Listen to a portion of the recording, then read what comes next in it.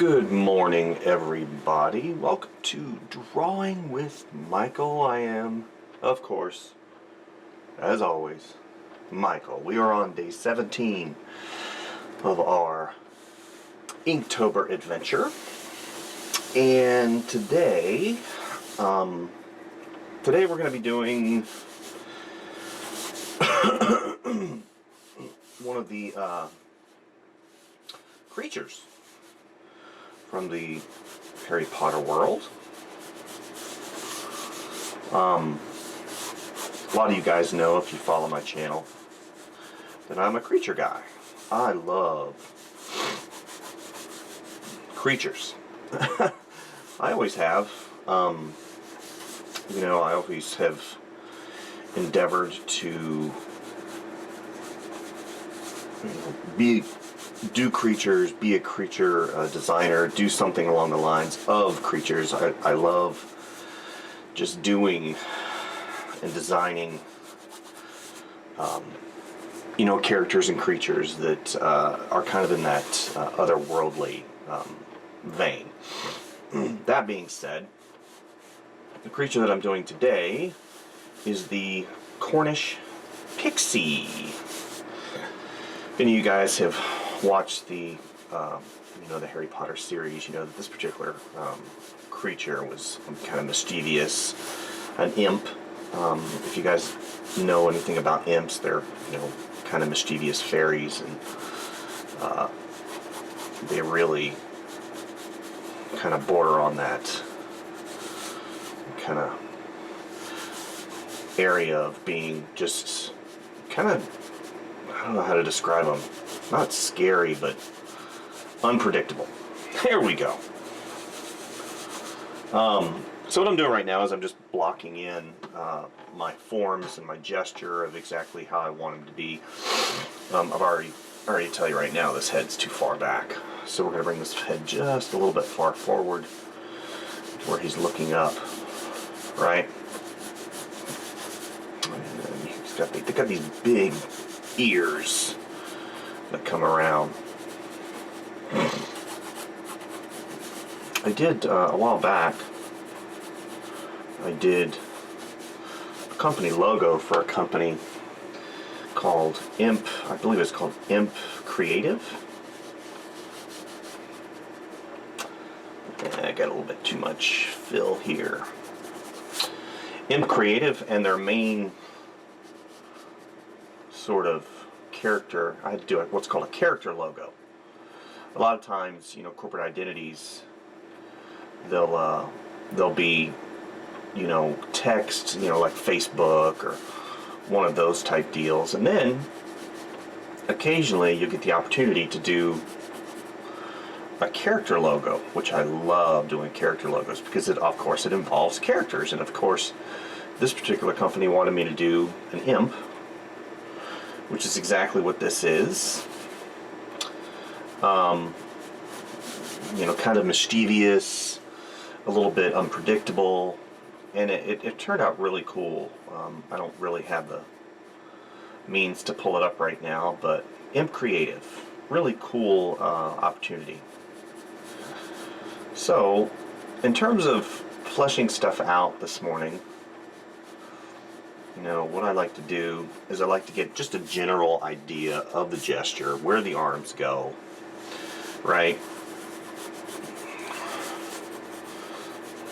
Come in and that wrist come around. And just basically what I'm doing is getting a placement for stuff. I'm not worrying about too much about anatomy just yet. I am conscious of it, but I'm not stressing about it just yet, because basically I want to get some anchors in, the anchors that we kind of base the entire drawing off of. A common anchor that is used, is the head. So the head, if you ever notice, whenever you see animators and illustrators and character designers, they'll start typically a lot of times with the head, because the head is the measurement, right? Typical man would be, 7.5 to 8 heads high. That's your typical realistic man. Whenever we get into superheroes, you're looking at 9 to 9.5 heads high. And these are all, you know, that's a measurement for the rest of the drawing.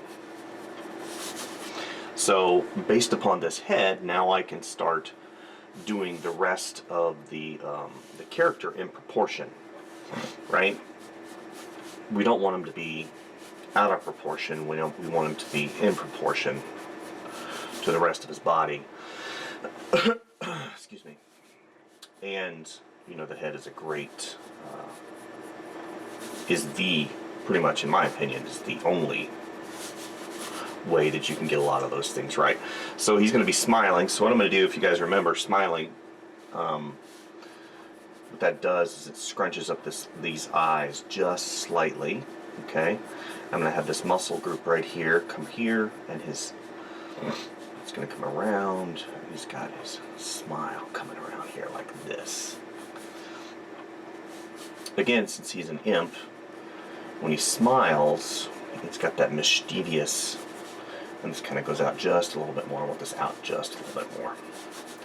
Just mischievous look. So I've got some eye shine right here. Here.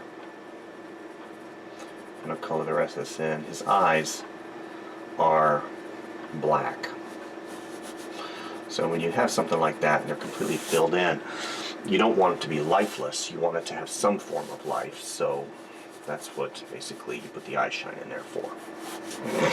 And since he's, in terms of perspective, right, you've got that perspective lines come here, here, right, at one point in terms of putting his head in a box.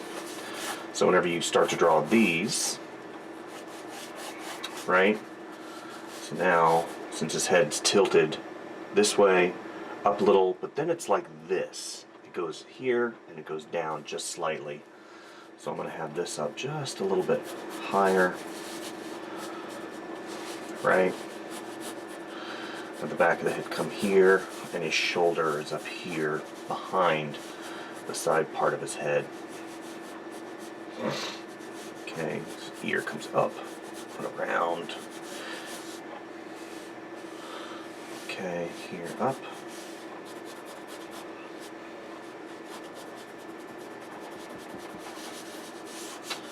Comes around.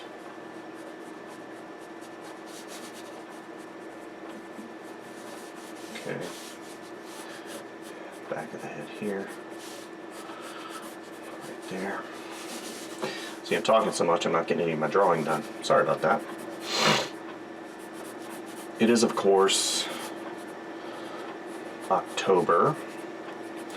So with October comes what? Comes Inktober, we know that.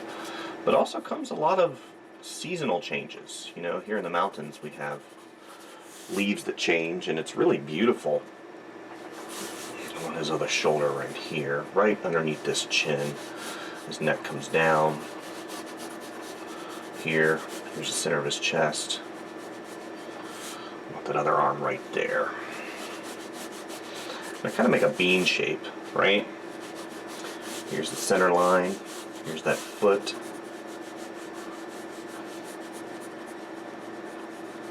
Here's that arm. Collarbone. Here's the jawline. Anyway, so like I was saying, we have seasons. Unlike what I experienced in Florida. You guys know that I lived in Florida for a very long time, which I enjoyed. I like Florida, except for the massive amount of heat that is involved in living down there, and you really got to watch it. As far as, you know, having a life down there, having a life down there, because it's a different place to live, to say the least. I mean, like I said, I enjoyed it.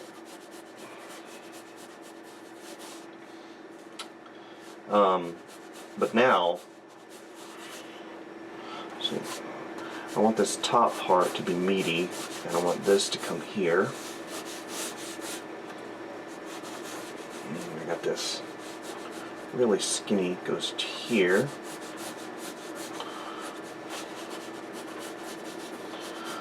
Okay, and this comes around.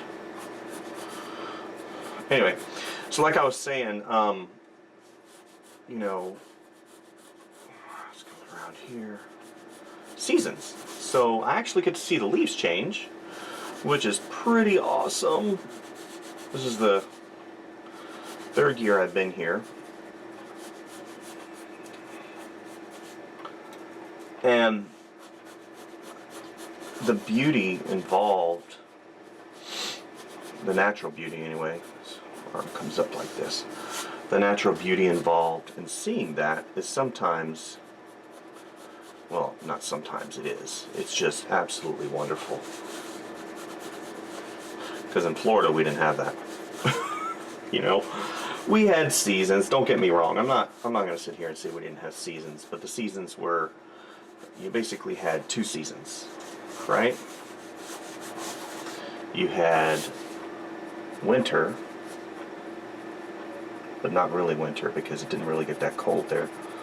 And then we had summer, and summer was the majority of the year. And even now, I mean, I can remember being Christmas Day, and if you guys can relate to this, I don't know if you can. For those of you who live in Florida, I'm sure you can.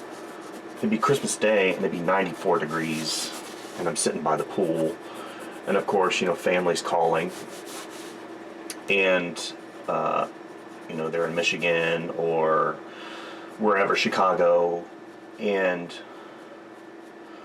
you know, it's freezing.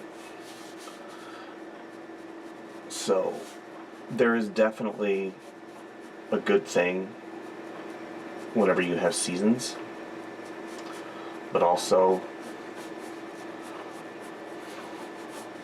like this morning, I woke up and it was 39 degrees. You know, the thing with seasons too is, even though it's beautiful during the fall, the second all the leaves fall, it becomes gray and dreary and dead and ugly. And that's, I don't like. I don't like ugly. I don't like dreary. You know, that's not my bag. That's not my jam. I like sunshine. You know, of course you say you like sunshine. Why'd you move to the mountains of North Georgia? I think I'd said before, the reason why we moved was because of schooling. My wife got a full ride. She went back and continued her education, and she got a full ride to the local college up here. And you know, now that she's graduated, we're kind of trying to figure out what we're going to do next, right?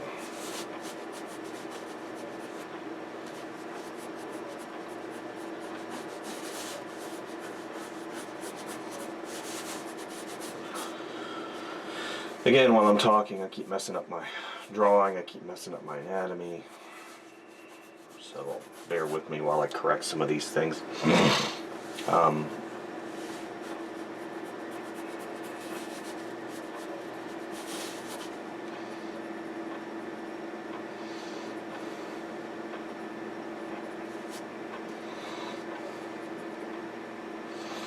Putting in the nose, redefining some of these areas that I went over really loosely.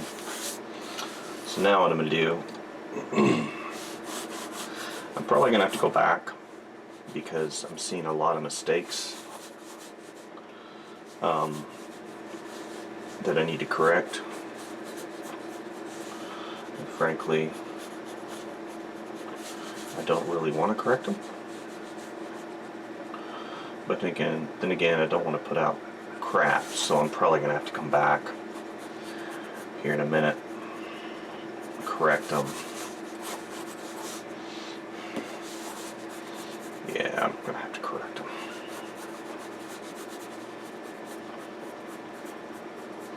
So what I think I'm going to do for you guys, as I need to, because all this is messed up, I need to This isn't bad. Maybe I could have this come up here. This needs to come out further, right there. Okay. It's got a weird body twist that I'm not feeling. That's not bad. Okay. Maybe not. Here. Here's his knee.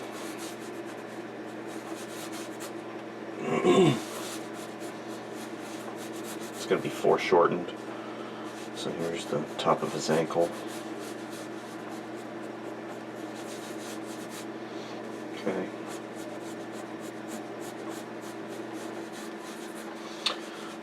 His foot's going to be coming down. Okay, here. Here. He's got these wings. I don't want to forget the wings. The wings that come out.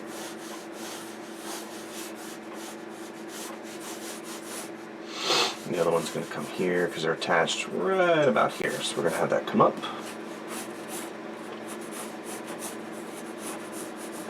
That one come like this.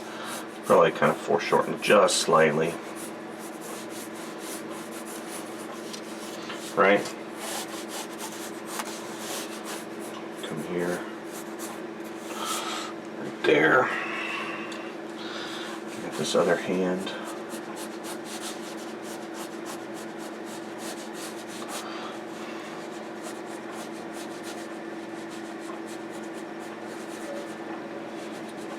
Here. Like this.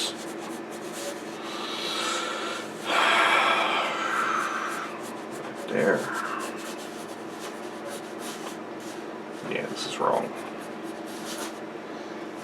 Just come up. It's back like that because I want it to reach.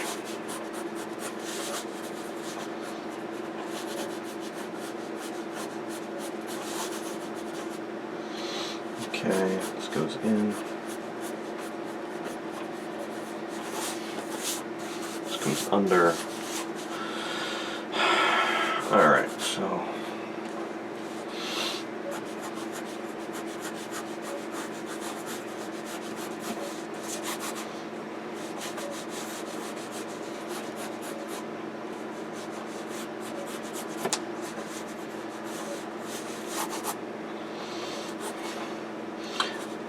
okay.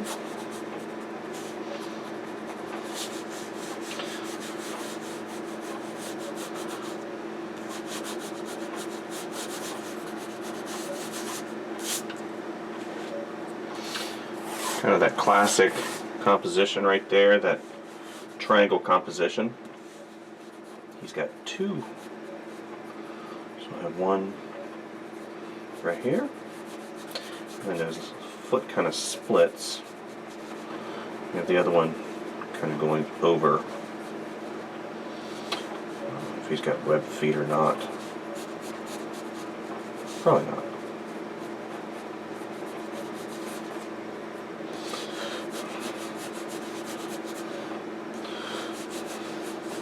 I don't like how this leg turned out, but I'm okay with it right now. He's got this. Comes like that. Right? Then I got this other one that comes here. Like so. Here's the bend.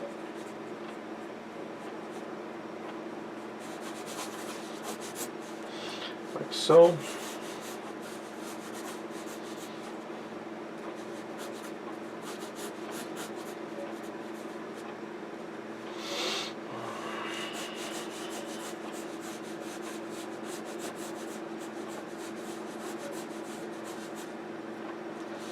So I did a redo yesterday. For those of you who follow the channel and you watched yesterday's video, I did a redo yesterday of Snape.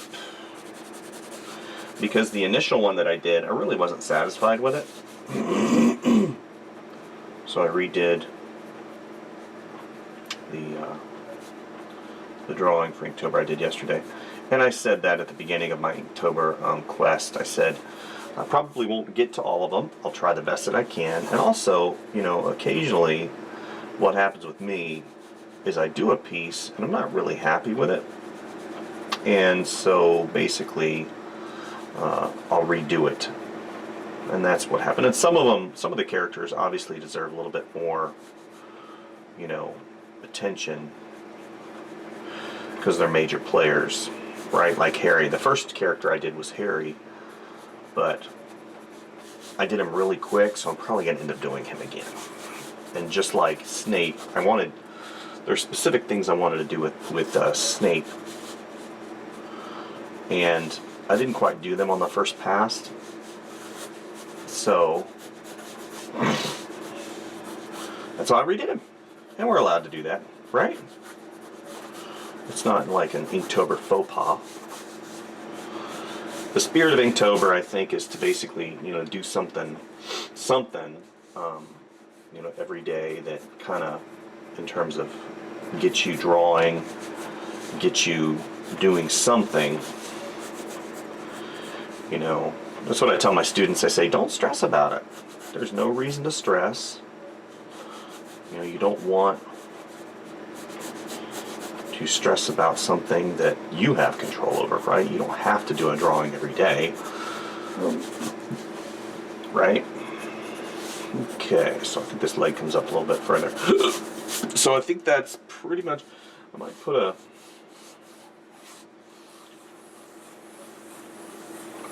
this big negative space right here I don't like. I like this right here, how he's coming this direction, right? I want this, maybe I have my perspective lines that come in, maybe that's a wood table right here, and he's looking at a book, right?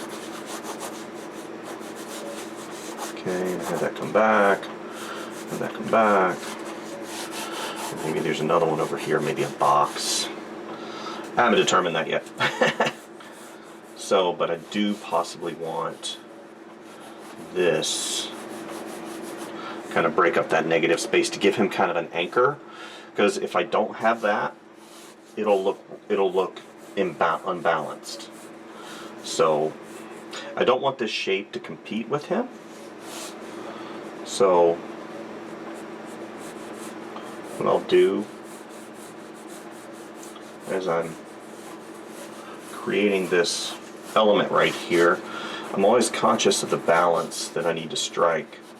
I don't want him to see, if I make it too big, it's going to compete with him. So maybe, and then I don't want it to be any tangents happening. So maybe I'll do this.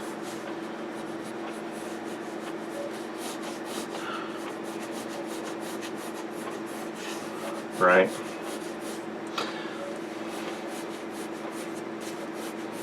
Yeah, that's better. And you see how that balances everything out? And this is feathers, or wings, I'm sorry. Wings, their wings will be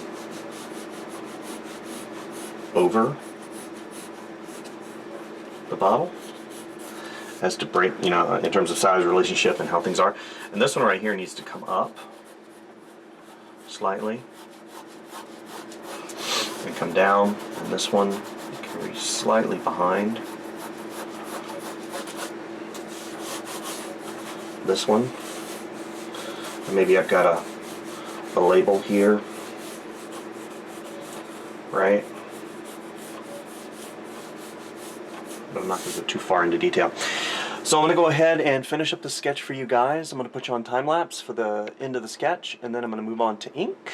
And we'll do, of course, a wrap up at the end. After I get done with the sketch, I'll do just a really quick, you know, overview. So, okay, enjoy.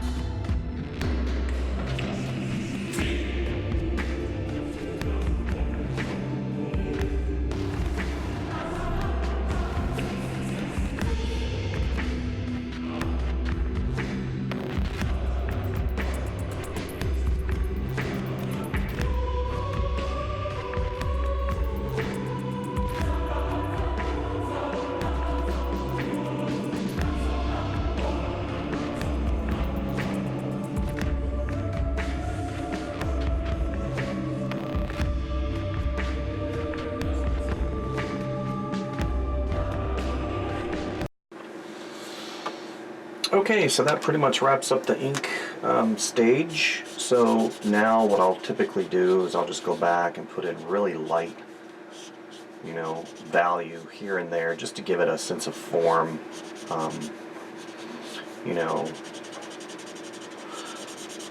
I had somebody ask me yesterday, as far as alcohol markers go, you know, Copic markers, they go in and they help blend you know, some of the blue line, which it does. It smears the blue line slightly. But this isn't a Copic marker. This is a Faber-Castell alcohol-based marker. And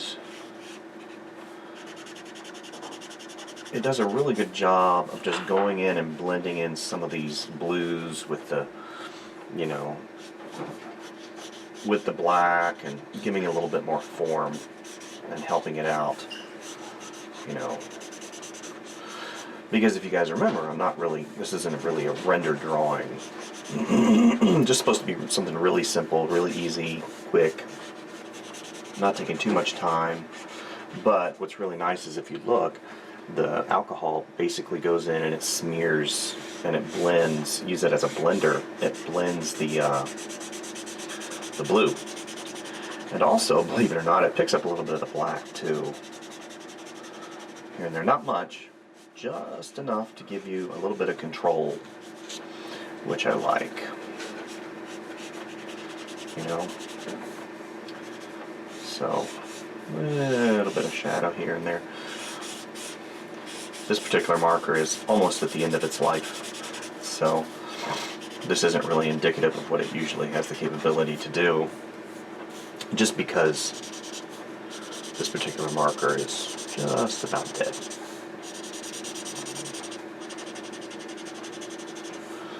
Yeah.